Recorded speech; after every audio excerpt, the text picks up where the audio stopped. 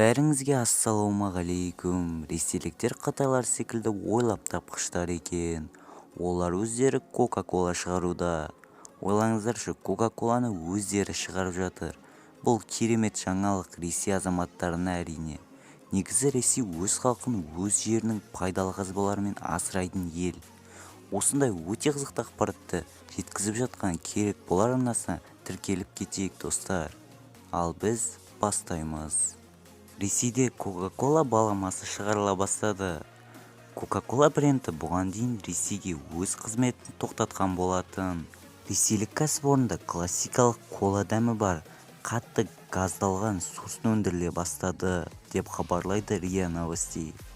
Славда компаниялар тобы жаңа өнім кола гринг сусынан өндіру іске қосылғаны және сату басталғаны туралы жариялайды. Жаңа дәм осы аптада дүкендерде ұсынылатын болады деп хабарлады баспасөз қызметі. Наурыз айының басында бөлшек сауда желілері жаңа коланың пайда болуына қызығушылық таныта бастады. Бізге классикалық сусынға арналған рецепт әзірлеу туралы өтінішпен жүгінді. Туындаған сұранысқа жауап бердік.